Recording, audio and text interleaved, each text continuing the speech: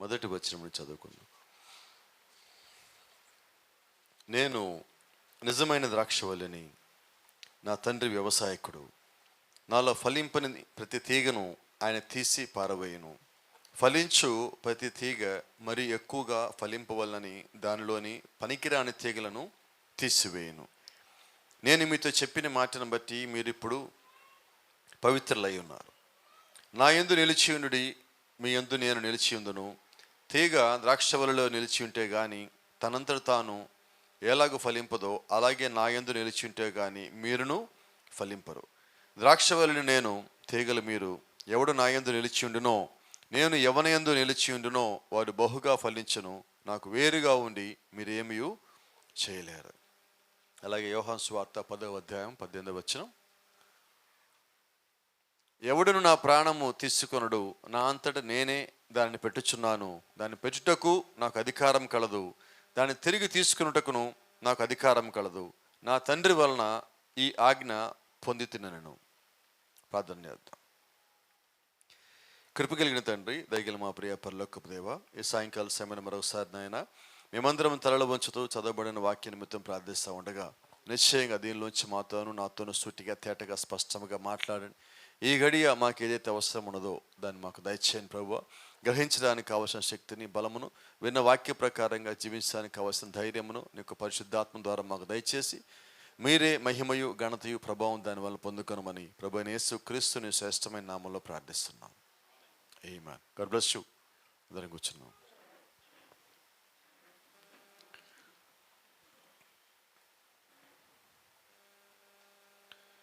పదిహేను అధ్యాయాల మొదటి మాట ఒకసారి గమనించినట్లయితే, నేను నిజమైన ద్రాక్షవల్లిని, నా తండ్రి వ్యవసాయకుడు. వాస్తవం గమనిస్తే యేసుక్రీస్తు ఇక్కడ మాట్లాడుతున్న మాట నేను నిజమైన వాడినని చెప్తున్నాడు. అది కొద్దిగా ఆలోచిస్తే బాగానే ఉన్నట్టు అనిపిస్తుంది, కానీ లోతుకెళ్ళి కానీ గమనిస్తే దానిలో ఒక బాధ కనిపిస్తున్నది. యేసుక్రీస్తు ఆయనే నేనే నిజమైన వాడిని చెప్పుకుంటున్నాడు. అంటే భూమి మీద పరిస్థితులు ఎలాగ ఉన్నాయి అంటే అంతగా చెడిపోయినాయి. క్రీస్తు కూడా ఆయన నిజమైన వాడు, నేను దేవుని కుమారుని అని చెప్పుకునే స్థితికి వచ్చిందంటే ఆయన చుట్టుపక్కల ఉన్న పరిస్థితులు, ప్రపంచము ఎలాగో పాడైపోయిందో మనకు కనబడుతుంది. ఇంచుమించుగా ఈరోజు కూడా అదే పరిస్థితుల్లో మనం ఉన్నాం. అంతకన్నా ఇంకొద్దిగా అధ్వానమైన పరిస్థితుల్లో మనం ఉన్నాం. ఈరోజు మనం బైబిల్ చెప్తా అందరికీ, ఇదిగో ఇది నిజమైన వాక్యం, దీని ప్రకారంగా ఉండండి అంటే మనకి అందరూ ఏం చెప్తున్నారు సమాధానం? మేము వెళ్ళేదే నిజం, మా చర్చ నిజం, మా పాస్టర్ గారు నిజం. కానీ ఎక్కడ మనం గమనించినా కూడా ఎప్పుడు అంటూ ఉంటాను నేను, ఏ పాస్టర్ గారు నిజం కాదు, ఏ సంఘము నిజం కాదు, ఏ బోధ నిజం కాదు, బైబిల్ తప్ప. దాని నుంచి వచ్చిందే, మనం చెప్పింది ఏదైనా దానికి సరిపోతేనే అది నిజమైనది. అది సరిపోలేదా, ఎంత గొప్పోడు చెప్పినా, ఎంత పెద్ద సంఘం చెప్పినా అది పనికిరానిదే, వ్యర్థమైనదే. అది మనం పైకి కాక పాతాళానికి తీసుకుపోయేదై ఉంటుంది. కాబట్టి ఏది ఏమైనా కూడా మనం నమ్మాల్సిందల్లా ఒకటే, దేవుని యొక్క వాక్యాన్ని మాత్రమే మనం పరిపూర్ణంగా నమ్మవలసి ఉన్నాం. ఆమేన్. Praise the Lord. అయితే వర్తమానంలో ఇక్కడ వచ్చిన మాట ఉన్నది, అన్సర్టన్ సౌండ్ అన్న ఒక వర్తమానం గురించి మాట్లాడదాం దేవుని చిత్తం అయితే ఈరోజు. అస్పష్ట ధ్వని అన్న దాని గురించి. What is good and what is not good. ఈరోజు ఏది మంచిది ఏది మంచిది కాదంటే, ఒక సంఘం అంటది ఇలా చేయని అంటది, ఇంకో సంఘం అలా చేయని అంటది, ఈ సంఘం అంటది అది తప్పు అంటది, ఆ సంఘం ఇది తప్పు అంటది. అంటే అల్టిమేట్గా ఏం చేస్తారంటే, సంఘము ఎప్పుడు ఈ సంఘాన్ని ఆ సంఘం తప్పు, ఆ సంఘాన్ని ఈ సంఘం తప్పు, ఈ పాస్టర్ ఆ పాస్టర్ తప్పు, ఆ పాస్టర్ ఈ పాస్టర్ తప్పు. ఇదేనా ఇంకేమైనా ఉన్నదా? ఇక భక్తి ఎప్పుడు?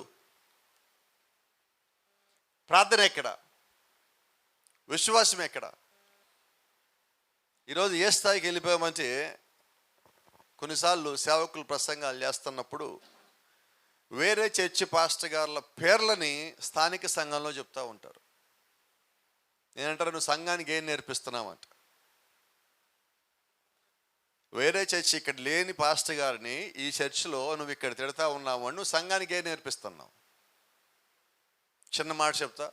ఇంట్లో తల్లి తండ్రి ఇద్దరు ఉన్నారు, వాళ్ళకి 2 పిల్లలు ఉన్నారు అనుకుందాం. ఈ తల్లి తండ్రి రోజు తిట్టుకుంటున్నారు బూతులే. పిల్లలు అదే వింటున్నారు.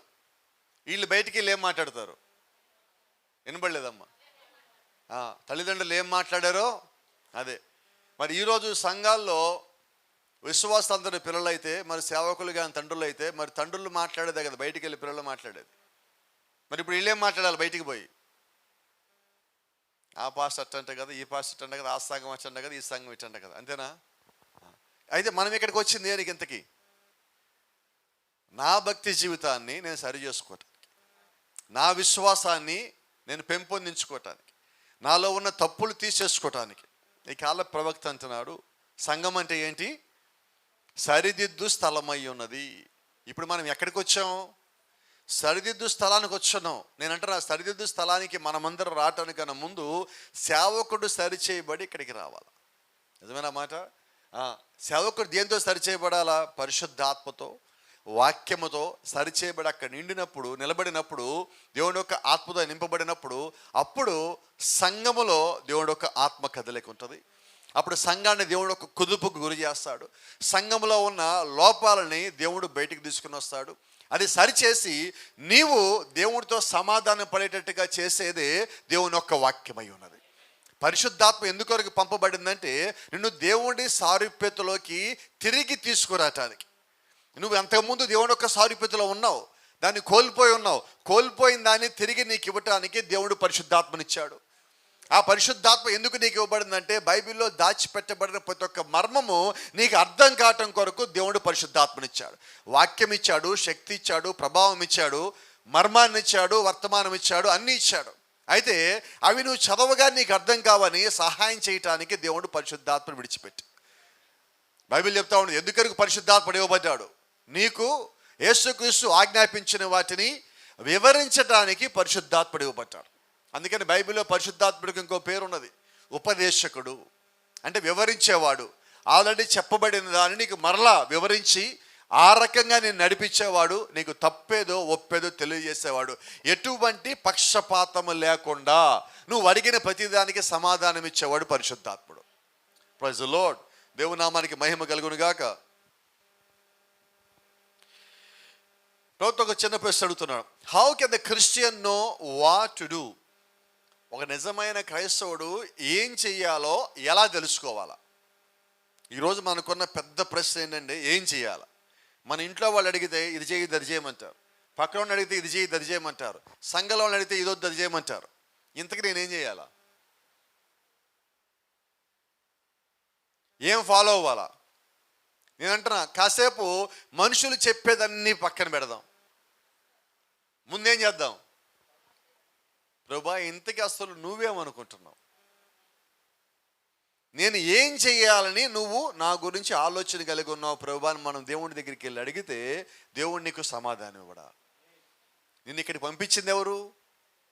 నీకు ఎంతకాలం తోడున్నది ఎవరు? జీవించే జనాభా లెక్కలో మనం ఉన్నామంటే దేవుడు నీతో పాటు ఉన్నాడని, దేవుడు నీకు అవకాశం ఇచ్చాడని. మరి అవకాశం ఇచ్చినాయని మనం అడుగుదాం, మనం సృష్టించాయని మనం అడుగుదాం. ఆయన దగ్గరికి మనం వచ్చి ప్రభువా ఇంతకీ నన్నేం చేయమంటావు? ఏది మంచి? నేను దేన్ని వెంబడించాలా? ఏది మేలు? ఏది నువ్వు నా కొరకు ఇచ్చావు? నేను దేన్ని వెంబడిస్తే నేను నీ యొద్దకు చేరుకుంటా? నిన్ను చేరటానికి నాకు ఇవ్వబడిన మార్గం ఏంటో నీవే నాకు బయలుపరిస్తే నేను తప్పిపోను కదా ప్రభువా అని నువ్వు అడిగితే దేవుడు నీకు బయలుపరచడా? ఖచ్చితంగా బయలుపరుస్తాడు. Praise the Lord. See, Prophet says, but I'll tell you my dear brother, నా ప్రియమైన సహోదరుడా నేను నీకు చెప్తా, I will tell you a place where there is no uncertain sound అని అంటాడు. నేను నీకు ఒక స్థలం చెప్తాను, ఒక చోటు చెప్తాను. ఏంటి ఆ చోటు అంటే అక్కడ అస్పష్టమైన ధ్వని ఏది ఉండదు. ఆ చోటు నీకు చెప్తాను. అదేదో కాదు, that's in the Bible, God's eternal word. అది ఎక్కడ ఉందంటే బైబిల్ లోపల ఉన్నది. ఏమున్నదంటే దేవుని యొక్క నిత్యమైన వాక్యం ఉన్నది. ఇప్పుడు దేవుని యొక్క వాక్యం నీకు ఎప్పుడన్నా తప్పు చెప్తుందా? అబద్ధం చెప్తుందా? నన్ను బైబిల్లో ఈ వాక్యం నన్ను తప్పుగా నడిపించింది అన్నవాడిని మీరు ఎప్పుడన్నా మీ జీవితంలో చూసారా? ఇన్నేళ్లలో ఎక్కడైనా చూసారా? దేవుడిని నమ్మి పాడైపోయిన వాళ్ళు ఎవడన్నా ఒక్కడ ఉన్నాడా? అంటే దేవుడు మనల్ని చెడగొట్టడానికి రాలేదు, చెడిపోయిన వాళ్ళని బాగు చేయటానికే దేవుడు వచ్చి ఉన్నాడు. దేవుని నామానికి మహిమ ఘనత ప్రభావం కలుగును గాక. Praise the Lord. జాగ్రత్త చూడండి. when జీసస్ ఇక్కడ యేసుక్రీస్తు ఇక్కడ ఉన్నప్పుడు Jesus standing on the earth, he knows where he stood. He knew who he was. యేసుక్రీస్తు భూమి మీద ఉన్నప్పుడు ఒక సంగతి మీకు జ్ఞాపకం చేస్తున్నా.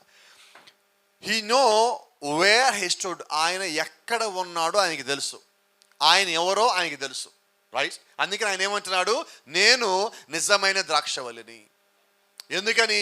ఆయన ఎవరో ఆయనకి తెలుసు. రెండోది, ఆయన ఎక్కడ ఉన్నాడో ఆయనకి తెలుసు. మూడో సంగతి, నీవెక్కడున్నావో కూడా ఆయన తెలుసు. అందుకని ఆయన ఏమంటున్నాడు, నేను నిజమైన ద్రాక్షవల్లిని, మీరు నాలోంచి వచ్చిన తీగలై ఉన్నారు, రైట్? ఇప్పుడు తీగంతటా తీగ ఫలించదు. తీగ ఎలా ఫలించాలి? చెట్టులోంచి రావాలి. చెట్టుకే ఉండాలి, వేరు ఉండాలి. వేరు ఎక్కడ ఉండాలి? భూమిలో ఉండాలి. వేరు భూమి ఏం కలిగి ఉండాలి? నీరు కలిగి ఉండాలి. ఇవన్నీ ఒక క్రమంలో రావాలి. ఈ క్రమము తప్పిపోకుండానే క్రైస్తవుని యొక్క జీవితం ఉండాలి. దీనిలో ఈరోజు మనం ఉన్నాం. ఆయన చెట్టు అయి ఉన్నాడు, ఆయన వేరై ఉన్నాడు. చిగురు ఆయనే, వేరు ఆయనే. బైబిల్ చెప్తా ఉంది, దావీదు వేరు ఆయనే, దావీదు చిగురు ఆయన అయి ఉన్నాడు. అంటే చెట్టులో చిటారు కొమ్మన ఫలించేది కూడా ఆయనే. చెట్టుకు అట్టడుగు భాగంగా కనబడకుండా భూమి లోపల దాచిపెట్టబడి నీటిని తీసుకొని వచ్చి నీకు పై వరకు శక్తిని పంపించేది కూడా ఆ వేరే అయి ఉన్నది. అవునా? అంటే ఇప్పుడు వేరెవరు? ప్రభువైన యేసుక్రీస్తు. ఆ ఫలించే చెట్ట చివరి ఫలం ఎవరు? అది కూడా ఆయనే. ఇప్పుడు మనమెవరు? ఆశ్చర్యం ఏంటంటే మనం తీగలం. ఈ తీగ ఎక్కడుంది తెలుసా? వేరుకి ఫలంకి మధ్యలో ఉంది. మనం ఎక్కడున్నట్టు ఇప్పుడు? ఒకేపు క్రీస్తులో ఉన్నావు. నువ్వు క్రీస్తులో ఉంటే నువ్వు ఫలములు రావలసిన నీ లోపల నుంచి. ఫలములు రాకపోతే ఆయన ఏమంటున్నాడు, ఫలించని ప్రతి దానిని, అక్కడ ఉంది కదా, నాలో ఫలింపని ప్రతి తీగను ఆయన తీసి పారవేయను. ఇప్పుడు దేవుడు చేసే పని ఏంటంటే ఫలించని దాన్ని తీసి పడేస్తున్నాడు. తర్వాత మాట మీరు చదవండి, ఫలించు ప్రతి తీగ మరి ఎక్కువగా ఫలింపవాలని దానిలోని పనికిరాని తీగలను తీసివేయను. ఈ మాట వింటే మనకి సరిపోద్ది అసలు ఒక్క మాట మాట్లాడుకోవడానికి. ఈరోజు రెండు మాటలు ఉన్నాయి. ఒకటి ఫలించని దాన్ని తీసి పడేయటం. రెండోది ఫలించేది మరి ఎక్కువగా ఫలించాలని దాని లోపల ఫలించదాన్ని తీసి పడేయటం. Praise the lord. ఎంత జ్ఞానయుక్తంగా దేవుడు ఈ మాట రాశాడంటే, పనికిరాన్ని పడేస్తున్నాడు ఫస్ట్. రెండోది పనికొచ్చేది అంటే ఫలించేది ఇంకా బాగా ఫలించాలంటే దాని లోపల ఫలించకుండా దానికి అడ్డుగా వచ్చేదాన్ని దేవుడు వచ్చి తీసేస్తానంటున్నాడు. అవునా? అంటే ఇప్పుడు మన లోపల మనం ఫలించడానికి అడ్డుగా ఏదన్నా కానీ ఉన్నట్లయితే ఇప్పుడు దేవుడు దాన్ని ఏం చేస్తాడు? మనలో ఏ గుణ లక్షణం ఉన్నా, అది చెడ్డది ఉంటే, అడ్డుపడేది ఉంటే, నీ ఎదుగుదలకి ఆటంకంగా ఉంటే దాన్ని మనం పడేయాల్సిందే. ఈ కాల ప్రవక్త సెకండ్ హ్యాండ్ రోబ్ అనే వర్తమానంలో ఒక మాట చెప్తాడు. నాకు అది ఎప్పుడు నా మైండ్లో తిరుగుతూనే ఉంటుంది. ఎక్కడికి పోయినా ఏం చేస్తున్నా నా మైండ్లో ఎప్పుడు అలా తిరుగుతూనే ఉంటుంది, రొటేట్ అవుతూనే ఉంటుంది. అది ఎలీషా యొర్దాను చీల్చి అవతలికి పోవాలా, బయటకు వచ్చేయాలి. యొర్దాను లోపల ఉన్నాడు, ఏలియా పైకి వెళ్ళిపోయాడు. ఇప్పుడు ఎలీషా అవతలికి పోవటానికి ప్రాఫెట్ చెప్తున్నాడు, ఎలీషా ఒంటి మీద ఒక సిల్క్ చొక్కా ఉందన్న. ఈ భూసంబంధం చొక్కా గురించి అది మాట్లాడటల్లా. ఏంటా సిల్క్ చొక్కా అంటే సొంత ఆలోచన అన్నాడు. ఇప్పుడు ఎలీషా ఎక్కడున్నాడు? యొర్దాను. యొర్దాన్ అంటే మరణం. ఇప్పుడు ఎలీషా ఎక్కడున్నాడు? యొర్దాను మధ్యలో ఉన్నాడు, అంటే మరణం మధ్యలో ఉన్నాడు. ఇప్పుడు ఈ మరణం దాటి అవతలికి పోవాలంటే ఎలీషా ఒంటి మీద ఉన్న సిల్క్ చొక్కా చింపేయాల. బైబిల్ చదివారా? ఏలియా వెళ్ళిపోగానే ఈయన పెద్ద కేకలు పెట్టి ఆ చొక్కా చింపేసుకున్నాడు ఒంటి మీద. ఆ పైనుంచి దుప్పటి పడ్డాక ఆ దుప్పటి కప్పుకొని బయటకు వచ్చాడు.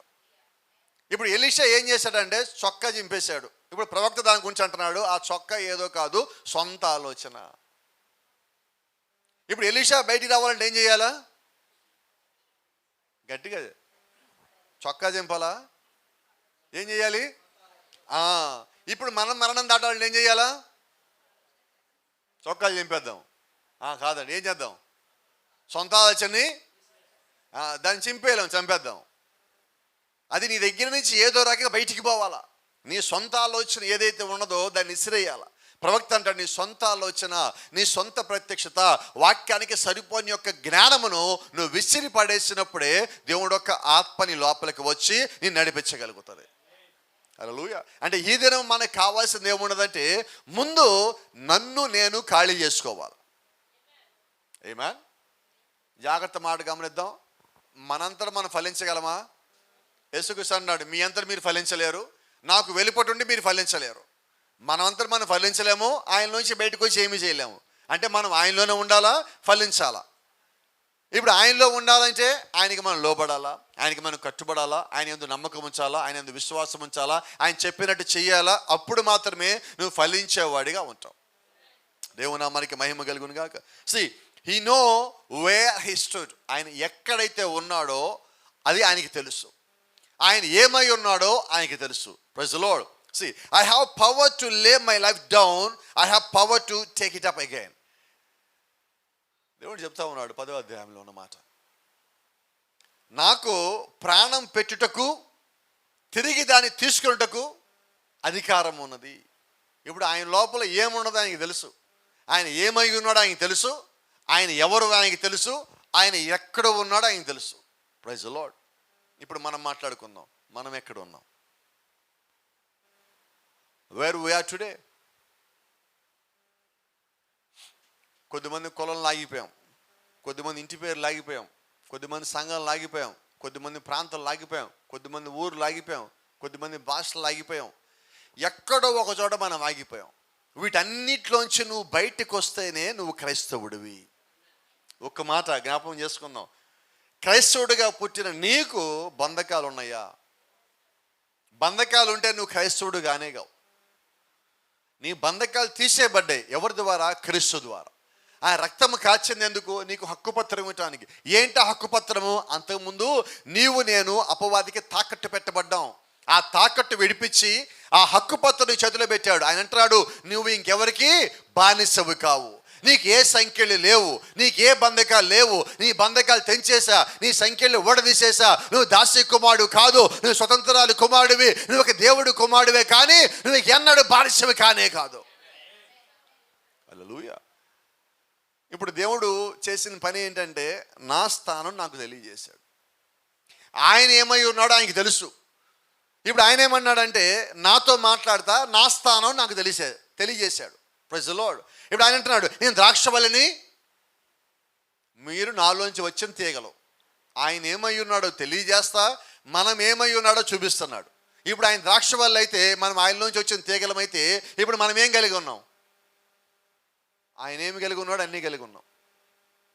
నిజమేనా? మాట వరుసగా అనుకుంటున్నాం మనం, అంతేనా? నిజంగా అనుకుంటున్నావా? నిజంగా అనుకుంటే మనం ఎలాగుంటాం? గట్టిగా చెప్పండి.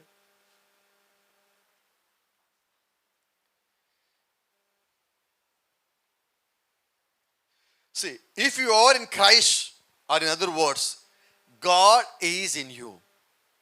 నువ్వు క్రీస్తులో ఉంటే క్రీస్తు నీలో ఉన్నట్టు. ఆమేన్. నా మాటలు మీ యందు, మీరు నా యందు నిలిచి ఉన్న ఎడల. ఇప్పుడు దేవుడు ఏం కోరుకుంటున్నాడు?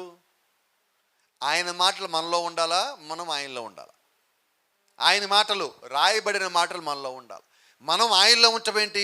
ఆత్మలో మనం ఉండటం. They are sealed by the spirit of God. మీరు ఆత్మ చేత ముద్రించబడి ఉన్నారు. ముద్రంతా పైన ఉంటుంది, వాక్యము లోపల ఉన్నది. వాక్యము నీ లోపల ఉన్నది, నీవు ఆత్మ లోపల ఉన్నావు. ఇప్పుడు కంట్రోల్ దేవుడికి పూర్తిగా నీ మీద ఉన్నది. ఇప్పుడు అలాగే కంట్రోల్ ఆయనకి ఎవరి మీద అయితే ఉన్నదో దేవుడు వారితో పని చేయగలడు. ఇప్పుడు వారు, బైబిల్ చెప్తా ఉన్నది, అదే యోహాను గ్రంథము 3వ అధ్యాయంలో ఒక మాట ఉన్నది. అద్వితీయ కుమారుని నామమందు ఎవరైతే విశ్వాసం ఉంచారో ఆ విశ్వాసం ఉంచిన వారు మరణము నుంచి జీవములోకి దాటి ఉన్నారు. దాటిపోతారా? దాటి ఉన్నారు. ఇంకా జరగల, కానీ ఏమంటున్నాడు అక్కడ? మీరు దాటి ఉన్నారు అంటే భవిష్యత్తుని మీకు ఇప్పుడు చెప్తున్నాడు. ఎవరి యందు విశ్వాసం ఉంచాలా? అద్వితీయ కుమారుని నామమందు ఎవరైతే విశ్వాసం ఉంచారో వారు మరణాన్ని దాటిపోయారు. ఇక్కడ ఈయనేమంటున్నాడు? మరణాన్ని పెట్టుటకు, దాన్ని తిరిగి తీసుకున్నటకు నేను అధికారం కలిగి ఉన్నా. అంటే ఇప్పుడు ఈరోజు జ్ఞాపకం చేసుకుందాం, అదే అధికారము దేవుని లోపల పెట్టి ఉన్నాడు, అదే శక్తి దేవుని లోపల పెట్టి ఉన్నాడు. అందుకని అపోస్తలుడైన పౌలు మాట్లాడుతున్నాడు, మనమందరము నిద్రించము కానీ. అందరం నిద్రించరు, ఎందుకని నిద్రించమంటే క్రీస్తు నీలో ఉన్నాడు. ఎవరినైతే క్రీస్తు ఉన్నాడో వాడు నిద్రించాడు, వాడు అలాగే పైకి లేవాలి. ఆ కాలంలో ఈరోజు మనం ఉన్నాం. ఉదయకాలం కూడా మాట్లాడుతున్న మాట అదే. మట్టి నుంచి పుట్టిన వాడెవడో ఆ పోలికే ధరిస్తాడు, పరలోక సంబంధం ఎట్టివాడో వాడు అట్టు పోలికనే ధరిస్తాడు.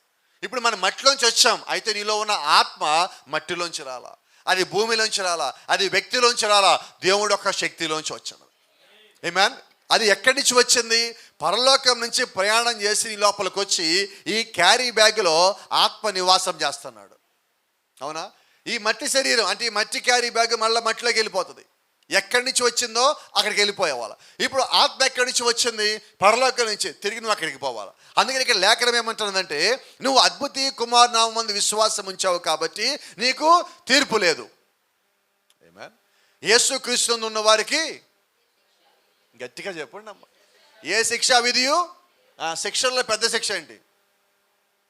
మరణ శిక్ష 302, అంతేనా? దానికన్నా పెద్దది ఉందా? ఇకేమీ లేదు. ఎన్ని మరణ శిక్షలు వేయాలి? ఒకటే, అంటే అదే అల్టిమేట్. ఇప్పుడు దాన్ని నీకు లేదని దేవుడు చెప్తా ఉన్నాడు. నువ్వు దాన్ని దాటావంటున్నాడు. అంతేకాదు, దీన్ని దాటి నువ్వు ఎక్కడికి వెళ్ళావంటే నువ్వు మరణముని దాటి జీవంలోకి పోయావు. మనం జీవంలోంచే మరణంలోకి వచ్చాం, నిత్య జీవంలోంచి జీవంలోకి వచ్చాం, జీవంలోంచి మరణంలోకి పోవాలా, మరణంలో నుంచి మళ్ళీ జీవంలోకి రావాలి. ఇప్పుడు దేవుడు ఏమంటున్నాడు? నువ్వు నమ్మకం ఉంచావు కాబట్టి, విశ్వాసం ఉంచావు కాబట్టి నీవు దీన్ని దాటి దానిలోకి పోయావు. వెళ్తావు అంటలా దేవుడు. మీరు దాటి ఉన్నారు. ఎంత బలం ఇచ్చి దేవుడు చెప్పే మాట మనకి. ప్రవక్త అంటున్నాడు, ఆ మాట ప్రాఫిట్ చెప్పిన తర్వాత, నో అన్సర్టనిటీ అబౌట్ దాట్. యేసుక్రీస్తు చెప్పిన ఆ మాటలో, ఇదిగో నా ప్రాణం పెట్టుటకు తిరిగి దాన్ని పొందుటకు నేను అధికారం కలిగి ఉన్నాను అన్న దాంట్లో ఎంత మాత్రమో అస్పష్టత లేదు అంటున్నాడు. ఏమన్నది అస్పష్టత? యేసుక్రీస్తు చెప్పిన దాంట్లో స్పష్టంగా లేకుండా ఏమని చెప్తాడా? కొన్నిసార్లు మనల్ని ఏమైనా అడుగుతారు, పని చేస్తావా అంటారు, మనం ఏమంటాం? నిజం చెప్పండి అమ్మ. ఏమన్నావు మళ్ళీ చెప్పు అంటే అర్థమైపోయింది మనకు అటు పని చేయడని. ఎందుకని? చెప్పే సమాధానంలో స్పష్టత లేదు. కానీ యేసుక్రీస్తు నీకు ఏం చెప్పినా స్పష్టంగానే చెప్పాడు. అస్పష్టంగా నీకు ఏం చెప్పాలా, నీకు ఇవ్వబడిన ప్రతి దాన్ని ఆయన ఏం పలికాడో అది స్పష్టంగా రాసి నీ చేతిలో పెట్టాడు. అవునా? Praise the Lord. అందుకని కొన్నిసార్లు ఎవరైనా మాట్లాడుతూ ఉన్నప్పుడు, గొడవ లేదా మాట్లాడుతున్నప్పుడు, నువ్వు పేపర్ మీద రాసి నాకు ఇవ్వంట.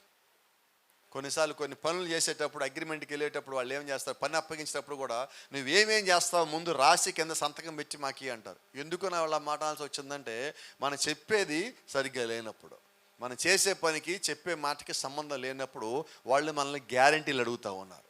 అది ఈరోజు క్రీస్తు నువ్వు నమ్మిన నమ్మకున్న ఆయన చెప్పున్నాడు, నువ్వు నమ్మిన నమ్మకున్న రాసి నీ ముందు పెట్టున్నాడు. ఇప్పుడు నమ్మవలసిన బాధ్యత నాది. ఎందుకంటే దాంట్లో రాసిన ప్రతి ఒక్కటి ఆయన నా వ్యక్తిగతమైన జీవితంలో నాకు కావాల్సిన దాన్ని ఒక్కొక్క దాన్ని నెరవేర్చుకుంటూ వస్తున్నాడు. ఆమేన్. అది ప్రాఫిట్ మాట్లాడుతున్నాడు. దాన్ని చెప్పిన దాంట్లో ఎంత మాత్రం అస్పష్టత లేదు. Praise the Lord. ఆయన I now have the power to lay it down. యేసుక్రీస్తు ఇందాక చెప్తున్నాడు, నా ప్రాణం పెట్టుటకు దాన్ని తిరిగి తీసుకుంటూ నేను అధికారం కలిగి ఉన్నాను. ఇప్పుడు ప్రాఫిట్ ఏమంటున్నాడు?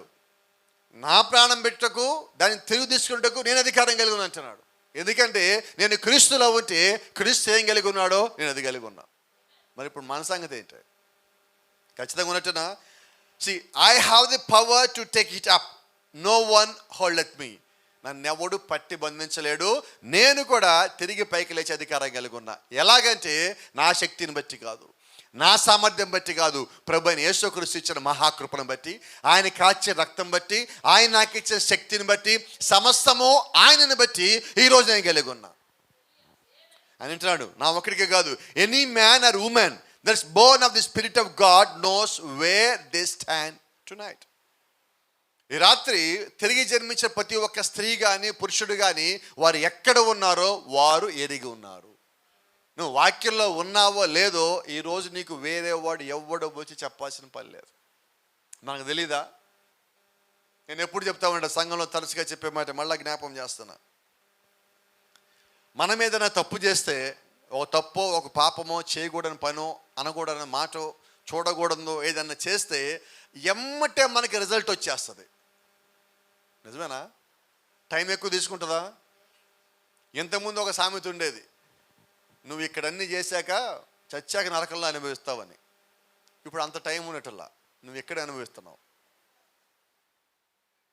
మనం అన్నదానికి రిజల్ట్ గోడకేసి బంతేసి కొట్టావు, ఎట్ట వస్తుంది బంతి? నువ్వు ఎంత ఫోర్స్ కొట్టావో అంతే ఫోర్స్లో వస్తుంది, అవునా? మనం ఏదైనా చేస్తే ఇప్పుడు దాని రిజల్ట్ కూడా అంతే ఫోర్స్ వచ్చి మన మీద పడుతుంది. ఏం పెండింగ్ ఉండటల్లా, ఎమ్మటే వచ్చేస్తున్నది. అయితే నువ్వు నిజమైన క్రైస్తవుడు అయితే నీ ఎమ్మటో సంగతి అర్థమవుతుంది. ఎవడు నీకు చెప్పలా, అయినప్పటికీ నీ లోపల నీ అంతరాత్మ అనేది ఒకటి ఉంటుంది. నీ లోపల ఆ అంతరాత్మ అంటది, నువ్వు పలానాది చేసావు కాబట్టే నీకు ఇది జరిగినది, నువ్వు ముందు సరి చేసుకోపో అని.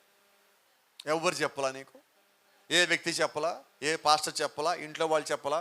ఎవరు నీతో మాట్లాడారంటే దేవుడే నీతో మాట్లాడున్నాడు. ఆమేన్. అప్పుడు నువ్వు బయటికే మాట్లాడు, కానీ లోపల దేవుడితో మాట్లాడి ఒక సమాధానం పడతావు. ఏ సమాధానం అంటే, అవును ప్రభువా, నేను చేసిన తప్పే, నాకు ఇలా జరగటం కరెక్టే, నేను మళ్ళా గట్టిగా చెప్పలేను, ఏ రావట్లేదు ఎక్కడి నుంచి, మళ్ళా ఇక చేయను ప్రభువా.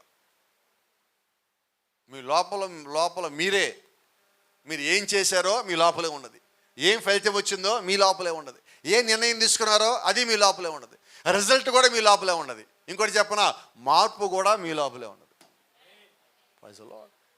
ఇప్పుడు ఇది ఎవరు మార్చినట్టు మనల్ని? ఇలాగ మారేవాళ్ళు ఎవరో చెప్పమంటారా? దేవుళ్ళో ఉన్నోళ్ళు. గట్టిగా రావచ్చు ఆమెల్ని ఇప్పుడు. ఎందుకంటే మన జీవితంలో నిత్యం జరిగే సంఘటనలు ఇవి. దీని అర్థం ఏంటంటే ఆయన అంటున్నాడు చూడండి, నా మాటలు మీ యందు, మీరు నా యందు. ఇప్పుడు ఆయన మాటలు నీలో ఉండబట్టే కదా నువ్వు చేసిన తప్పు అని నీకు తెలిసింది, నువ్వు చేసింది పాపం అని నీకు తెలిసింది. ఇది ఇలాగ జరగకూడదు, ఇలా జరిగిందంటే కారణం నేనే అని నీకు నువ్వే దేవుడి దగ్గరికి వెళ్ళి సమాధానం పడుతున్నావు అంటే అది దేవుడి మాటలు నిన్ను హెచ్చరించినట్టు కాదా? దేవుడు ఒక ఆత్మ నీ లోపల ఉండి నిన్ను గద్దించి సరిచేసినట్టు కాదా? నువ్వు అప్పుడు నీకు పడ్డ శిక్ష గురించి ఆలోచించవు. నువ్వేం ఆలోచిస్తావంటే, నేను సమాధాన పడ్డాను, సంతోషపడతావు. ముందు నేను చేసిన తప్పు ఏంటో దేవుడు నాకు జ్ఞాపకం చేశాడు, ఆ తప్పులోంచి దేవుడు నన్ను బయటికి తీసుకొచ్చాడు, ఒక సంతోషం నువ్వు కలిగి ఉంటావు. Praise the Lord. ఇప్పుడు బాధ ఉందా? లేదు. బాధ స్థానంలో ఏమొచ్చిందంటే, కరెక్ట్గా మాట్లాడితే సంతోషం వచ్చింది. ఎందుకు సంతోషం వచ్చిందంటే, నువ్వు చేసింది ఏదైతే ఉన్నదో దేవుడు దాన్ని తీసేసి ఉన్నాడు. Praise the Lord. దేవుని నామానికి మహిమ కలుగును గాక. కొద్దిగా జాగ్రత్తగా గమనిద్దాం. ఇక్కడ ఇంకొచ్చిన మాట, regardless of what takes place or how many says yes or no. ఏమీ జరిగినది అంత సంబంధం లేకుండా తిరిగి జన్మించిన వ్యక్తి నిన్ను గురించి, నీతో కానీ నీ గురించి పక్కన వాళ్ళతో కానీ ఎవరు ఏమన్నా నువ్వు ఎక్కడ ఉన్నావో నీకు ఒకడికే తెలుస్తుంది. అవునా? నువ్వు ఇది పర్వాలేదు, వాళ్ళ అభిప్రాయాలు చెప్పనీయండి. నీకు సంగతి చెప్తా, ఎవరి అభిప్రాయంతో నీకు సంబంధం లేదు. మనం ఇక్కడికి వచ్చేది అభిప్రాయాల కోసం కాదు. ఎందుకోసం వచ్చినట్టు? నువ్వు జీవించడానికి వచ్చావు. జీవించడానికి వచ్చినవాడు ఇతరుల అభిప్రాయాలు నీకు వద్దు. క్రీస్తు నీ గురించి ఏమనుకుంటున్నాడు అది చాలండి. నాకు ఇంకోటి ఎవడేమనుకున్నా పర్వాలా, నువ్వు ఇది పర్వాలా, నీ ఇష్టం అనుకోపో. దేవుడు నీకు అనుమతి ఇచ్చాడు, నువ్వు అనవలసి ఉన్నావు, నేను పడవలసి ఉన్నావు, అవతల బ్యాగ్ లెక్క చూసుకుందాం అన్నావా? ఈరోజు సమస్య ఏంటి తెలిస్తే, ఎవడన్నా ఏమన్నా అంటే మనం ఏం చేస్తాం? ఫస్ట్ మనల్ని ఎవడో అన్నాడండి, డైరెక్ట్గా అలా పక్కన ఎక్కడో అన్నాడు, ఏం చేద్దాం మనం? నేను ఒక్కళ్ళు అనలేదా? ఎవరు ఎప్పుడు జరగలేదా జీవితంలో మనకి? సరే, మనల్ని ఎవడో ముఖం మీద అన్నాడు అనుకోండి, ఏం చేద్దాం?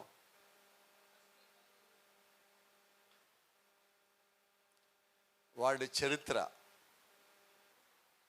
వాడి డాడీ చరిత్ర, వీలైతే వాళ్ళ వంశావళి చరిత్ర మొత్తం తీసి తిడతావా? వాస్తవంగా ఏం చేయాలి మనం? గట్టిగా చెప్పండి. నిన్ను గురించి ఎవడన్నా ఏమనంటే నువ్వేం చేయాలా? వెరీ ఫస్ట్ ఇప్పుడు ఒక మాట జ్ఞాపకం చేస్తానా? చెప్పండి.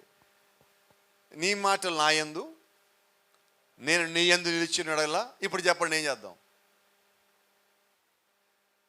నిన్ను ఎవడన్నా నువ్వు సరిగ్గా ఉన్నప్పుడు ఏదన్నా అంటే వాడు నిన్ననలేదు.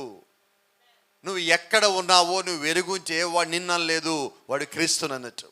నువ్వు సరిగా ఉంటే, నువ్వు సరిగా లేవా, వాడు అన్నది సత్యమా, నువ్వు సరి చేసుకో. వాడు అన్నది సత్యం కాదా, వాడు అన్నది అబద్ధమా, ఒక నింద దేవుడికి చెప్పేసి. ఎంత బాగుంది ఇది. కానీ మనం ఎలాగుంటాం, ఎవడనేదనంటే ఇంటికి వెళ్ళాక భోజనం ఉంటుందా, నిద్ర వస్తుందా, ఆకలి ఉంటుందా? ఇంకో సమస్య ఉన్నది, వీళ్ళు బాగోరు, ఇంటూ ఎవరిని బాగోనీరు. ఏంటి సమస్య? నన్ను వాళ్ళు ఎందుకు అట్టగానాల, వాళ్ళు అన్నారు సరే, మాకెందుకు నిద్రపోవాలి ఇంట్లో? గమనిస్తున్నారా? క్రీస్తుని నువ్వు కలిగి ఉన్నప్పుడు నువ్వు క్రీస్తుకి అప్పచెప్పేశావు. ఆయన నీ గురించి ఆలోచిస్తాడు, నీ గురించి ఆయన అన్నిటినీ సిద్ధం చేసి ఉన్నాడు. కాబట్టి ఇప్పుడు నేను ఎందుకు భయపడాలా, నేను ఎందుకు బాధపడాలా? అపవాది పని ఏంటంటే, దేవుడు నీకు ఇస్తాను అన్నది వాడు నీకు ఇవ్వడు అని చెప్పడమే అపవాది ఒక పని. ఎందుకంటే వాడు ఇవ్వడు అని చెప్పాక నువ్వు ఇవ్వడు అన్నదాన్ని నమ్మావంటే నువ్వు ఇప్పుడు ఎవరిని నమ్మినట్టు అంటే, దేవుడు ఇచ్చేదాన్ని ఇవ్వడం నువ్వు నమ్మినట్టు. అంటే ఇప్పుడు దేవుడు నమ్మినట్ట, అపవాది నమ్మినట్ట? ఇప్పుడు వాడు సక్సెస్ అయినట్టేనా కాదా? కాబట్టి వాడేమనంటే ఇప్పుడు ఏం చేద్దాం? వాడు చెప్పిన మొత్తం అయిపోయిన తర్వాత వాడికి ఒక మాట చెప్పండి, ఏమనుకోవద్దు, నేను నీ మాట వినను. ఉందా ధైర్యం? ఎవరు ఏం చెప్పినా అది వాక్యానుసారం అయితే వాళ్ళు చెప్పాల్సిన మాటల్లో ఒక్కటే, నేను దానిని వినను. నేను వినేది ఒక్కటే, అది దేవుడి యొక్క వాక్యమై ఉండాలి. ఆ వాక్యంలో ఉన్న మాట నన్ను ఈ రోజు వరకు కాపాడింది. చూడండి, మన మనుషులు కాపాడాలా, దేవుని కృప కాపాడింది. ఎందుకంటే మనుషులు కూడా మన పక్క లేనప్పుడు, ఎవరు మనకి సహాయం లేనప్పుడు దేవుడే మన పక్షాన ఉన్నాడు. ఈరోజు నేను ఒక మాట ఇక్కడి నుంచి ధైర్యంగా చెప్పగలను, దేవుడిగా ఆయన నా పక్షంలో లేకపోతే ఈ రాత్రి ఇక్కడ నిలబెట్టడానికి నాకు అవకాశమే లేదు నా జీవితంలో. అదే కృప అందరికీ తోడుగా ఉన్నదండి. కాబట్టి నేనేమంటానంటే, దేవుడు నిన్ను కాపాడినప్పుడు, దేవుడు నీకు సాక్ష్యం ఇచ్చినప్పుడు, దేవుడు నిన్ను స్వస్థపరిచినప్పుడు, దేవుడు నీకు శక్తి ఇచ్చినప్పుడు, దేవుడు నీ పక్షం యుద్ధం చేసినప్పుడు నీకు ఒకే సంగతి జ్ఞాపకం రావాలి, దేవుడు నా తరపు నుండి ఇన్ని చేశాడు కదా అని నీలో మార్పు రావాల్సి ఉన్నది. దేవుని నిమిత్తమైన మార్పు, శాశ్వతమైన మార్పు. ఈ మార్పు కొరకే దేవుడు ఈరోజు వచ్చాడు. ఆ మార్పు తెచ్చిన తర్వాత, ఆ మార్పు నీలో వచ్చిన తర్వాత నీ యొక్క స్థానం ఏంటో నీకు తెలుస్తుంది. ఎంత బాగుంటుంది ఇప్పుడు నీ స్థానం నీకు తెలిసిన తర్వాత. నిన్నెవడు కదపగలడు, నిన్నెవడు లాగగలడు, నిన్నెవడు పడగొట్టగలడు? Praise the Lord. See, they know where they stand, there is no uncertain sound. వారు ఎక్కడ ఉన్నారో వాళ్ళకి తెలిసిపోయిన తర్వాత, వారు నిలబడింది వాక్యంలో వారు గ్రహించిన తర్వాత, ఇక వారు మాట్లాడే మాటల్లో అస్పష్టత ఉండదు, వారు చేసే పనుల్లో అస్పష్టత అనేది ఉండదు. ఎందుకని ఉండదంటే, వారు ప్రతిదాన్ని కూడా ముందుగానే చూడగలుగుతున్నారు. దేవుడి పిల్లలకి దేవుడిచ్చిన గొప్ప శక్తి, వరం ఏంటంటే, వారి జీవితంలో ఏ నిర్ణయాలు తీసుకోవాలో దేవుడే వాళ్ళకి బోధించేవాడిగా ఉన్నాడు. దేవుడే వాళ్ళకి ఆ నిర్ణయాల విషయంలో సహాయం చేసేవాడిగా ఉన్నాడు. అందుకే నేను అంటాను, మనం ఒక నిర్ణయం తీసుకునేటప్పుడు త్వరపడి నిర్ణయం తీసుకోవద్దు. ఇప్పుడు జ్ఞాపకం చేద్దాం, అపవాది ఒత్తిడి గురి చేస్తాడు, దేవుడేమో వివేచనిస్తాడు. దేవుడు ఒత్తిడి చేయడండి ఎప్పుడు, అవునా కదా? ఒత్తిడి చేసేది ఎవరు? అపవాదే. మరి ఒత్తిడిలో మన నిర్ణయాలు ఎలాంటివి తీసుకుంటాం? ఓ చిన్న మాట చెప్తాను, ఎలా ఉంటుందో ఒక చిన్న ఉదాహరణ. అంటే దాని దగ్గరగా ఉంటుంది కానీ అది కాదు ఇది, అయినప్పటికీ చెప్తా ఉన్నా. ఒక 100 మార్కులకి ఎగ్జామ్ రాయాలి పిల్లలు పోయి స్కూల్లోనో కాలేజీలోనో. 2.5 గంటలు 3 గంటలు టైం ఇస్తారు. ఈ 2.5-3 గంటలు వాళ్ళకి రాయడానికి సరిపోతుందా? సరిపోదు. అదే వీళ్ళకి ఒక 3 రోజులు టైం ఇస్తే, వినబడలేదు నాకు, 2.5 గంటలు టైం అయిపోయింది, ఎగ్జామ్ రాస్తాక అరగంట మిగిలింది, ఇంకా 50 మార్కులు ఉన్నాయి. ఇప్పుడు ఎట్లా రాస్తారు వీళ్ళు? అక్కడ ఉన్న ఇన్విజిలేటర్ ఏమంటాడు, టైం అయిపోయింది, అరగంటే ఉంది అంటాడు. వీళ్ళకి గుర్తొచ్చేది కూడా పోద్ది. ఎప్పుడు ఏ రోజులు పెట్టక్కర్లా, అది మొత్తం పోతుంది, ఏటో కొట్టుకుపోతుంది. అవునా? ఇప్పుడు వీళ్ళ మీద ఏముందంటే ఒత్తిడి ఉన్నది. ఆ ఒత్తిడిలో వీళ్ళు క్వశ్చన్ నెంబర్ 1 రాస్తారు, ఆన్సర్ ఇంకోటి రాసి వస్తారు. ఏం జరిగింది ఇప్పుడు? ఒత్తిడి మన మీద ఉన్నప్పుడు మనకి అన్నీ తెలిసినా కూడా మన నిర్ణయాలు సరిగా ఉండవు. అయితే దేవుడు నీ మీద ఎప్పుడు ఒత్తిడి పెట్టాడు. ఒక చిన్న సంఘటన మీకు జ్ఞాపకం చేస్తా. దేవుడు కూడా పరీక్ష పెట్టాడు ఒకసారి కొద్దిమందికి. ఒకేసారి ఒక పరీక్ష హాల్లో దేవుడు 120 మందిని కూర్చోబెట్టాడు. మీకు అందరూ తెలుసు అనుకుంటా, ఎక్కడో పరీక్ష హాలు మేడగది. 10 రోజులు దేవుడు టైం ఇచ్చాడు ఎగ్జామ్కి. ఒక్కడన్నా ఫెయిల్ అయ్యాడా? ఫెయిల్ కాలేదండి. ఎవడి మీద ఒత్తిడి లేదు. వాడు ఎలాగైపోయారంటే దేవుడు ఉండమన్నాడు, ఇక్కడే ఉందాం, ఏమవుదో చూద్దాం అని పూర్తిగా వాళ్ళు దేవుడి మీద ఆధారపడేదాకా ఆగి అప్పుడు దేవుడిని పరిశుద్ధాత్మ పంపించాడు. ఒత్తిడి ఉంది వాళ్ళ మీద. ఇప్పుడు పరిశుద్ధాత్మ ఒత్తిడిని తేరు, ఉంటే తీసేస్తాడు.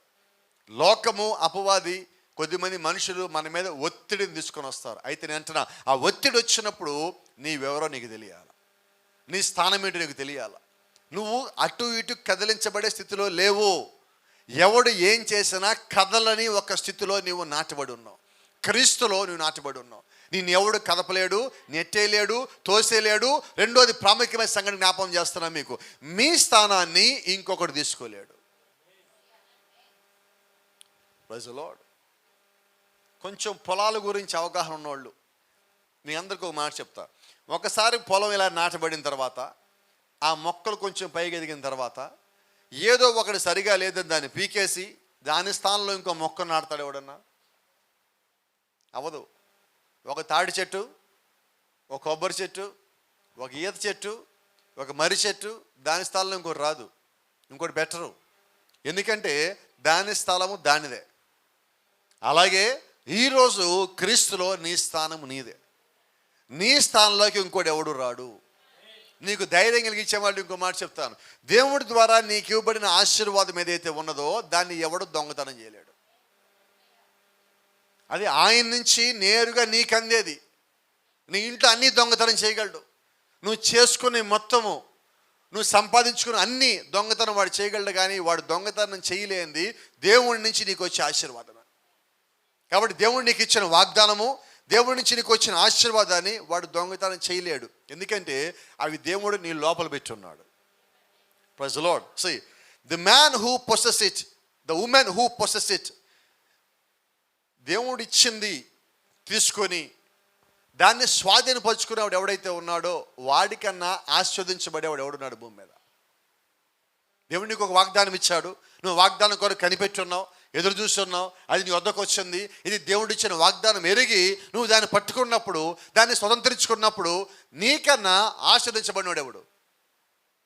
ఐగుప్తులో ఉండగా యెహోషువ కాలేబులు ఒక మాట అన్నారు, ఇదిగో దేవుడు మాకు కనాన్ని ఇచ్చాడు, తీసుకోపోండి అని. మిగతా వాళ్ళు ఏం నమ్మారు తెలియదు, కానీ వీళ్ళిద్దరు ఏం నమ్మారంటే మనం వెళ్ళటమే దేవుడు మనకిస్తాడు, ఆ వెళ్ళేంత వరకు ఇస్తానని చెప్పింది ఆయన కాబట్టి ఆయన మాటే మనం విందాం. వాళ్ళు ఎవరి మాట వినలా. కాదేశ బర్నేయ దగ్గర రాగానే అందరూ ఏడుస్తూ ఉన్నారు. వీళ్ళిద్దరు అంటున్నాడు, ఇక్కడ దాకా నడిపించిన దేవుడు ఇక్కడి నుంచి మనం నడిపించడా? కనాను ఆయన ఏం చెప్పాడు ఐగుప్తులో ఉండగా? అసలు కనాని తెలియదు మనకి. కనాను ఎలాగుంటో తెలియదు, మనం ఎప్పుడు పోయి చూసిందే లేదు. అక్కడ ఉండగానే దేవుడు కనాను ఎలాగుంటుందో ముందే చెప్పున్నాడు. ఆయన ఎలాగ చెప్పాడో కనాను అలాగే ఉన్నది. కాబట్టి ఆయన మాట మనం నమ్ముదాం. అక్కడ అమాలేకీయులు ఉంటారు, అమోరీయులు ఉంటారు. అయితే మన దేవుడు చాలిన దేవుడు.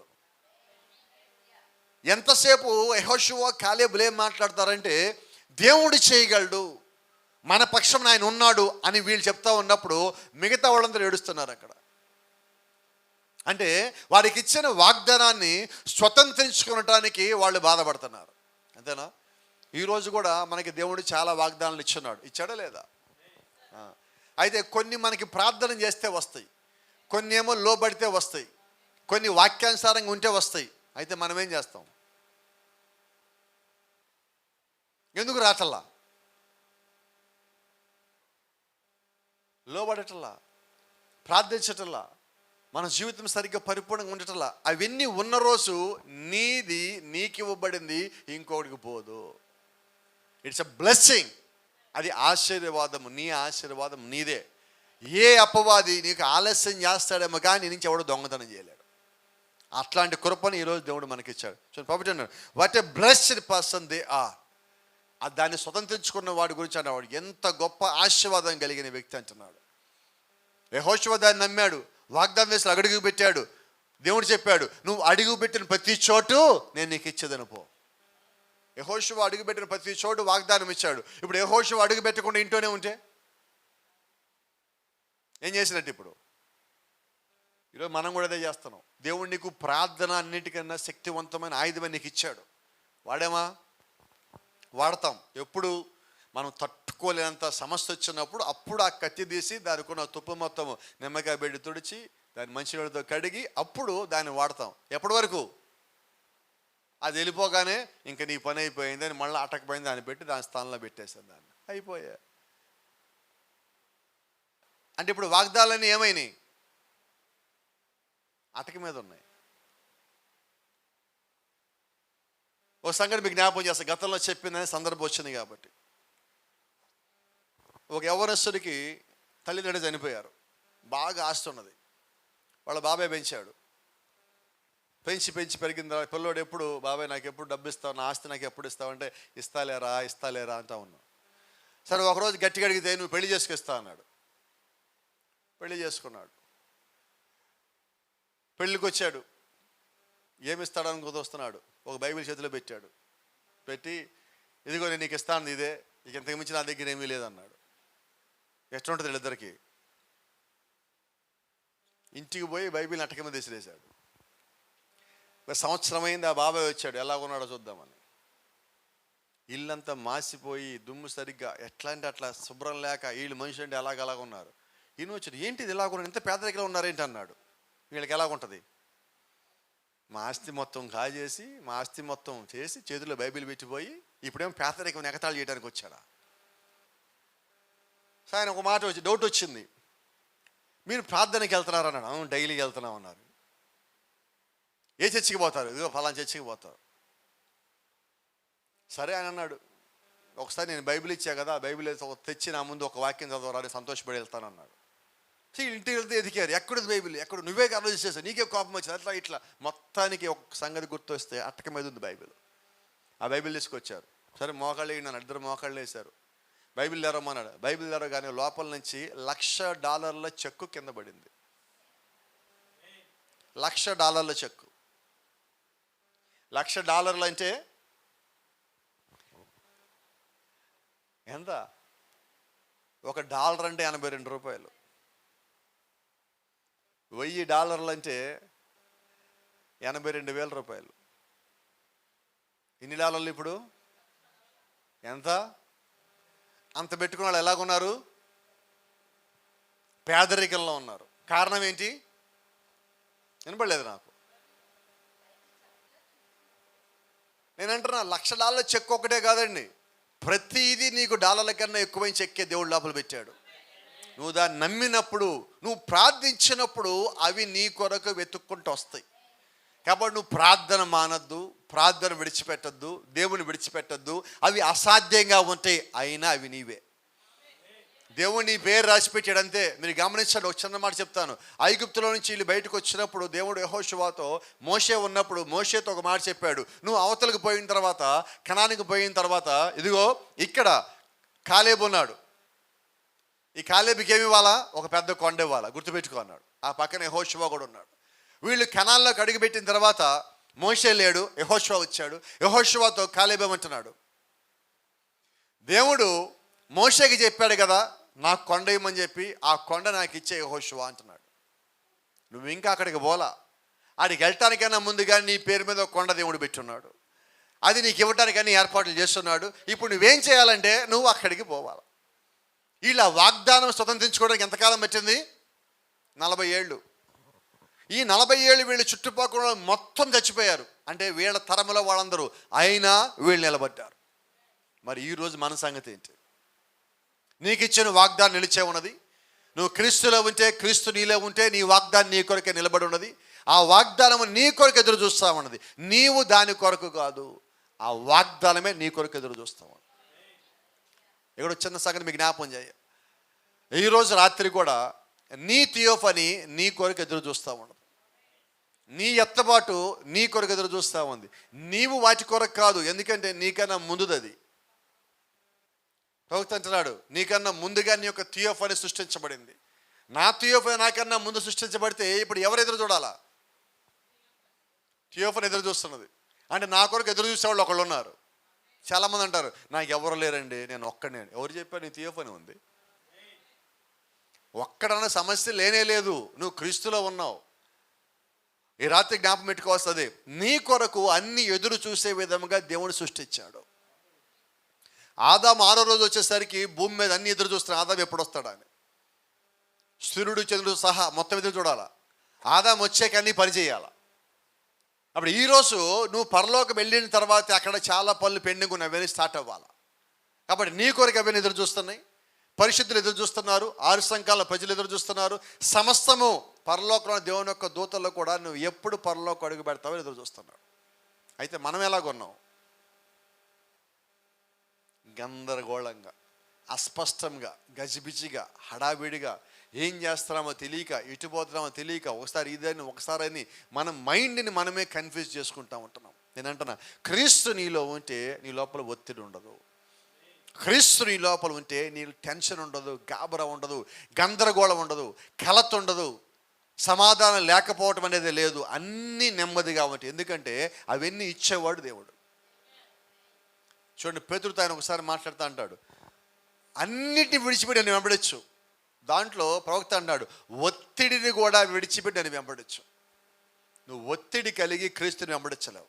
నువ్వు ఒత్తిడి వదిలిపెడితేనే క్రీస్తు లోపల రాగలుగుతావు. నువ్వు ప్రార్థన చేయాలన్నా ముందు ఒత్తిడి బయటపడేయాల, ఇబ్బందిని బయటపడేయాల. నీకున్న సమస్యని పక్కకి జరిపి నువ్వు ప్రార్థనలోకి పోయినప్పుడు ఆ సమస్య మళ్ళీ నీ దగ్గరికి రాదు.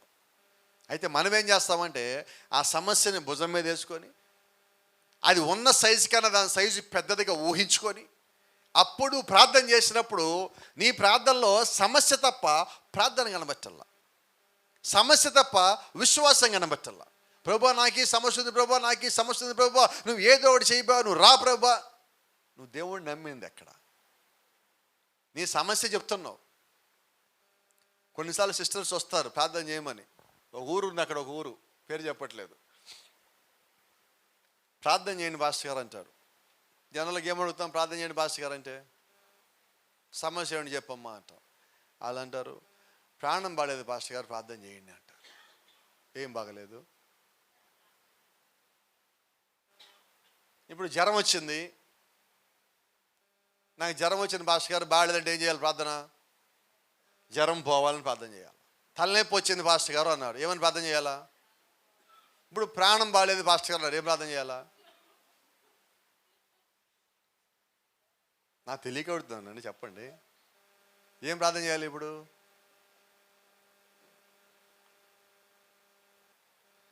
సరే ప్రార్థన బిగిన్ చేస్తాం. వాళ్ళు ఏమి చెప్పరు. ఎన్నిసార్లు ప్రాణం బాగలేదు పాస్టర్ ప్రార్థన చేయండి అంటారు.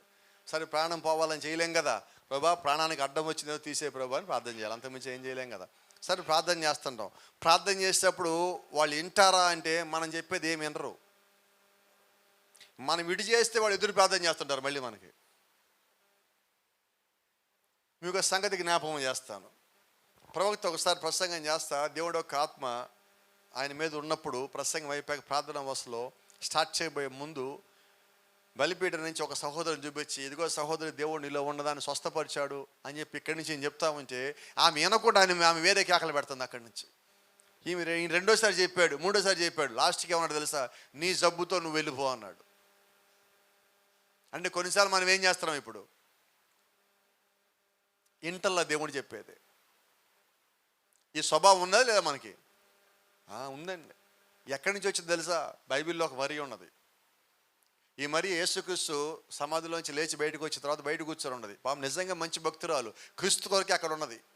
క్రీస్తు అక్కడికి వచ్చాడు, క్రీస్తు చూసామంటున్నది, అయ్యా మేము ఇక్కడ యేసయ్యని పెట్టుకున్నాం లోపల, ఆయన ఎవరు ఎత్తుకుపోయారు, ఎక్కడికి ఎత్తుకుపోయారు మాకు చెప్తావా అంటుంది. ఈయన అన్నాడు, అమ్మా కాదు అంటే కాదయ్యా, ఆయన ఎక్కడున్నాడు చెప్పు అని చెప్పి ఏడుస్తూ ఉంది ఆయన చూసి. ఈయన ముందు మరియా అని పిలిచాడు. వినదా? వినంగా మన దేవుడు మర్యాదగా పిలిస్తే. ఇప్పుడు దేవుడు ఏమన్నాడు? మరియా అనగానే రబ్బుని ఏమైంది ఇప్పుడు అని. ఇప్పుడు దేవుడు మనల్ని ఏం చేస్తున్నాడు? గట్టిగా చెప్పరండి అమ్మా. ఎందుకని? ఎంటల్లా ఆయన దగ్గరికి వచ్చింది, ఆయన కోసమే వచ్చింది, ఆయన్ని ఎతుకుతుంది, ఆయనే వస్తే గుర్తుపట్టటల్లా. ఎందుకంటే ఈమె మైండ్ అంతా అక్కడ స్ట్రక్ అయిపోయింది. మైకేల్ అంటూ ఉంటాడు మధ్య మధ్యలో, స్ట్రక్ స్ట్రక్ అంటూ ఉంటాడు. స్ట్రక్ అయిపోతాం మనం ఎక్కడో చోటుకి వెళ్ళి ప్రతిసారి. అంటే ఒక సమస్యలోనో ఒక ఆలోచన స్ట్రక్ అయిపోయి అక్కడే ఉండి ఏం చేస్తానా అయ్యే ఆలోచిస్తూ ఉంటాం. అవునా? నేను అంటున్నా, నువ్వు స్ట్రక్ అవుద్ది. అక్కడ ఆ స్ట్రక్ అవ్వడానికి ఇంకో భాష ఉంది, ఒత్తిడి. అక్కడ మరీ ఒత్తిడిలో ఉండి దేవుడు తీసేయడానికి వచ్చాడు. ఆమె కేక పెట్టి గద్దించగానే ఒత్తిడి పారిపోయినది. ఈరోజు నీ సంగతి నా సంగతి ఏంటి? నువ్వు క్రీస్తు దగ్గరికి వచ్చినప్పుడు నిజంగా నువ్వు హృదయంలో ప్రయాస భారం కలిగిన ఆయన దగ్గరికి వస్తే నీ సమస్య తీసేయలేడా? ప్రవక్త అదే అంటున్నాడు, ఎవరైతే దేవుని యొక్క వాగ్దానాన్ని స్వతంత్రించుకున్నాడో వాడు ధన్యుడు. వాగ్దానం నీ ముందే ఉన్నది, వాక్యము నీ ముందే ఉన్నది, ప్రార్థన నీలోనే ఉన్నది, పరిశుద్ధాత్ముడు నీకు సహాయం చేయడానికి వచ్చున్నాడు. ఇక దేవుడి నుంచి నీకు ఏం కావాలి నాకు ఒక్కటి చెప్పు. ఏమీ లేదండి, అన్నీ దేవుడు ఇచ్చాడు. ఇప్పుడు నేనేం చేయాలా? నాకు కుదురుండాలా? గట్టిగా చెప్దామా? ఏముండాలి మనకి? ఎక్కడా? ప్రార్థనలో. 2 నిమిషాలు మన మోకాళ్ళ మీద ఉంటే ఏం చేస్తాం? 3 భంగిమలు మారుస్తాం. అవునా? ఫస్ట్ ఇటుపక్క కూర్చొని అటుపక్క కూర్చో ఎటు కూర్చో ఇవన్నీ కాదు అని గోడకు అనుకుంటాం లాస్ట్కి పోయి. ప్రార్థనలో కుదురుతున్నదా? ఇది శరీరానికి కుదుట. రెండోది నీ మనసుకు కూడా అదే పరిస్థితి. ఈరోజు ప్రార్థనలో కూర్చున్న వ్యక్తి కుదుటగా ఉండాలా. రెండోది ప్రార్థనలో కూర్చున్న వ్యక్తి యొక్క హృదయం కూడా కుదుటగా ఉండాలి. అవునా? కోపం తెచ్చుకోమంటే ఒక సంఘటన చెప్పండి, సమయం వచ్చింది, సందర్భం వచ్చింది చెప్తున్నా. కొద్దిమంది ప్రార్థన బిగిన్ చేస్తారు, ఒక అంశం మీద ప్రార్థన చేద్దామని స్టార్ట్ చేస్తారు, మధ్యలో ఇంకోటి గుర్తొస్తుంది, ఇది వెళ్ళిపోద్ది, దాంట్లోకి వెళ్ళిపోతారు. దాంట్లోంచి ఇంకోటి గుర్తొస్తుంది, మళ్ళీ దాంట్లోకి వెళ్ళిపోతారు. ఏం ప్రార్థన చేస్తారంటే లాస్ట్కి ఏమి చేయాల, ఏది అడగలేకపోయారు. ఎందుకంటే వాళ్ళకి చాలా ప్రార్థనలు చేసేయాలని ఉండి లోపల చేసేయటం వల్ల ఏది ముగించాల. ఇప్పుడు మరి దేవుడు ఏం చేయాలా? ఆయన ఏమన్నాడంటే నా నామం లేదడినా ఇస్తా. నువ్వు ఏది పూర్తిగా అడగల, ఇప్పుడు ఏం చేయాలి? ఆయన సమస్య ఎక్కడ? మందే. ఆయన ఇస్తానన్నాడు, అడగమన్నాడు, నేను ఇస్తానన్నాడు. ప్రార్థించాక మీరు ప్రార్థించిన వాటిని అడిగిన వాటిని పొందుకున్నామని నమ్మండి. నువ్వు ప్రార్థన సరిగ్గా చేయకపోతే ఇంకేం పొందుకున్నామని నమ్మాలా? కాబట్టి ఏం చేద్దామండి, ఈరోజు అడిగేటప్పుడు ముందు స్పష్టంగా అడుగుదాం. దేవుళ్ళో అస్పష్టత లేదు, స్పష్టత ఉన్నది. కాబట్టి దేవుని ఎలాగ అడగాల? ఆయన అంటున్నాడు, నేను ద్రాక్షవల్లిని, మీరు నా తీగలు. ఆయన ఎంత క్లియర్గా ఉన్నాడు? ఫలించని దాన్ని బయటపడేస్తా. ఫలించేది మరి ఎక్కువగా ఫలించాలి కాబట్టి దాని లోపల ఫలించిన దాన్ని తీసిపడేస్తా. ఎంత క్లియర్గా ఉన్నాడు? మరి మనమేం చేద్దాం? నువ్వు దేవుళ్ళో భక్తులు ఎదిగేటప్పుడు నీకు అడ్డుపడే దేవుడు ఉంటే ఏం చేద్దాం? ఈరోజు పడద్దామా? గట్టిగా చెప్పండి. పడేసామా పడేద్దామా? పడేసాం, మంచిది, సంతోషం. అంటే ఇప్పుడు దాకా ఉంచుకున్నారు మీతో పాటు. ఇప్పుడు పడేసానన్నారంటే ఇప్పుడు దాకా మీతో పాటు దాన్ని క్యారీ చేశారు క్యారీ బ్యాగ్లో. అయ్యి మనకు వద్దు అసలు. ఈరోజు దేవుడు మనకి తెలియజేశాడు, అది నాతో పాటు నాకు అడ్డుపడదు, నాకు తెలియలే ఎంతకాలం. ఇప్పుడు తెలిసింది కాబట్టి వెంటనే విడిచిపెట్టేవాడు ధన్యుడు. వెంటనే. దావీదు ఒక్కసారి తప్పు చేశాడు, మళ్ళా జీవితంలో తప్పు చేసే అవకాశం వచ్చినా కూడా దాని దగ్గరికి పారిపోయాడు అక్కడి నుంచి. ఈరోజు నిజమైన విశ్వాసి నీ జీవితం అంతే, నా జీవితం అంతే. దేవుడు నీకు అవకాశం ఇచ్చాడు, మళ్ళా మనం ఆ తప్పు చేయొద్దు. మళ్ళా మనతో పాటు పాపాన్ని మోసుకొని పోవద్దు, తప్పుని మోసుకొని పోవద్దు, అబద్ధాన్ని మోసుకొని పోవద్దు, ఒత్తిడిని మోసుకొని పోవద్దు, లోకాన్ని మోసుకొని పోవద్దు. క్రీస్తుని మోసుకొని పోదాం, వాక్యాన్ని మోసుకొని పోదాం, విశ్వాసం మోసుకొని పోదాం, ప్రార్థన మోసుకొని పోదాం, సాక్ష్యం మోసుకొని పోదాం, వర్తమానం మోసుకొని పోదాం, ఒకరోజు పరిశుద్ధాత్మను మోసుకొని పోదాం. మిగతా అన్నిటిని పక్కన నెట్టేద్దామా? అప్పుడు నీ స్థానం నీకు తెలుస్తుంది, నువ్వు ఎక్కడున్నావో నీకు తెలుస్తుంది. క్రీస్తు ఏమి కలిగి ఉన్నాడో ఈరోజు నువ్వు అది కలిగి ఉన్నావు. ఆయన కలిగిన సమస్తము ఇప్పుడు నీ లోపల పెట్టున్నాడు. కాబట్టి నీవు నీ స్థానం ఎరిగినప్పుడు, నీకు ఇవ్వబడిన వాగ్దానాన్ని నువ్వు స్వతంత్రించుకున్నప్పుడు నీవు ఇంకొకటి చెప్పేవాడిగానే ఉంటావు, ఇంకొకరు నడిపించేవాడిగానే ఉంటావు. క్రీస్తులో నువ్వు ఎదిగి ఉంటావు. నిన్ను చూసి ఇంకొకడు బలం తెచ్చుకొని నీ వలె క్రీస్తులు ఎదగటానికి నీవు వాడికి మాదిరై ఉంటావు. ఎంత బాగుంది జీవితం. జీవితమా? ఎప్పటి నుంచి? రేపు ఆదివారం నుంచి కదా, పోయి రేపు శనివారం నుంచి. రేపు శనివారం మంచి రోజు కాదు కదా, ఇప్పుడు సోమవారం బిగిన్ చేద్దామా? మంచి రోజు ఎప్పుడు? అది చెడ్డ రోజులు ఏమీ లేవండి. నువ్వు ప్రార్థన చెయ్యని రోజే చెడ్డ రోజు, అంతకుమించి వేరేది ఏది లేదు నాకు తెలిసినంత వరకు. కాబట్టి మంచి రోజులు లేవు, చెడ్డ రోజులు లేవు, ఉన్నదల్లా దేవుడిచ్చిన రోజులే. దేవుడిచ్చిన ప్రతిదీ మంచిదై ఉన్నది. కాబట్టి ఆ మంచిదాన్ని ఈ రోజే ఇప్పుడే అనుకొని బిగిన్ చేసేద్దాం. ఇదిగో ప్రభా, నాలో అడ్డుగా ఉంది, నేను దీన్ని పడేస్తున్నా, ఇక పడేసా, ఇక నాకు దానికి సంబంధం లేదు అని తీర్మానం చేసుకొని ఇక్కడి నుంచి మనం బయటికి పోదాం. God bless you. దేవుడు మిమ్మల్ని దీవించును గాక.